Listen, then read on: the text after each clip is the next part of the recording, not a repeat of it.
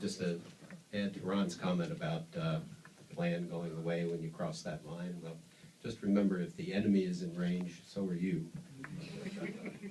Derek, a special thank you to you and your staff, and also all the folks that have fed us and taken care of us for the last 4 or 5 days. It's really been great, so thank you. And to Ron and our mentor and teacher, Mark, who's now a friend, and my fellow students, you all helped me open that box in my head, which has been firmly closed for most of 50 years. I did want to say two other things. Lisa, you may not have been to Vietnam, but you get it. Okay, and besides, don't worry about the light bulb. Cav vets, shoot it out. They would do their best work in the dark anyway. And Jenny, welcome home. I have to say something nice about Jenny, because her room is right behind the TV in our dorm, and Game 7 is on tonight, and there's going to be a lot of noise. So. I'll be watching with you. All right, you're going to be up late, kid. There'll be no sleeping. All right. Okay, here's my start. Everyone I knew who thought they were going to die in Vietnam did. I didn't. Not that I thought I was immortal or bulletproof or anything like that, but I just never felt I was going to die. The day we were nearly overrun and I was wounded, dying never crossed my mind. Truth is, I was too busy doing other things to think of dying. When that metal hit my back like a hammer, I remember thinking, so that's what a Purple Heart feels like.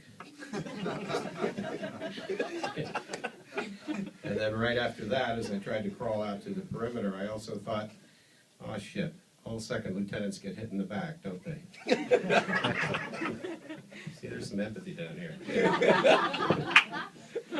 That battle was just over 47 years ago, and what I saw and I smelled and I felt that day and the night before when we reinforced B Company, the 2nd of the 8th, who'd walked into that huge ambush, is as clear today as it was even 20 years ago or 30 years ago in my dreams. No, I really never believed I would die. I had even gone so far, some 3 months before this fight, to actually stop wearing my dog tags. They were meant to identify you when you die, right? With that little groove for your teeth, so Graves registration knows where to ship the body bag. Well, not going to be needed by me. In my superstitious mind, wearing dog tags meant there was a possibility I would be killed. So I put one dog tag in a drawer back in base camp, and about the week before Christmas, and then I sent the other one to the young lady who'd been writing letters to me since September. Letters that gradually became my lifeline and gave me even more reason to live, not die.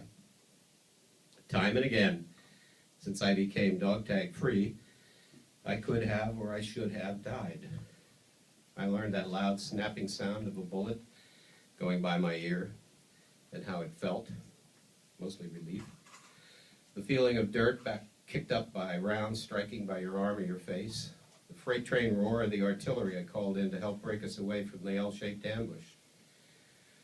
That long, pregnant moment between hearing the telltale plunk of a round dropped into a mortar tube, and finally what a .50 caliber tracer round looks like as it goes over your head, something like a glowing beer can, or when it hits the wall of the Huey between the crew chief's head and mine, knocking us from the sky and into a rice paddy in Indian country.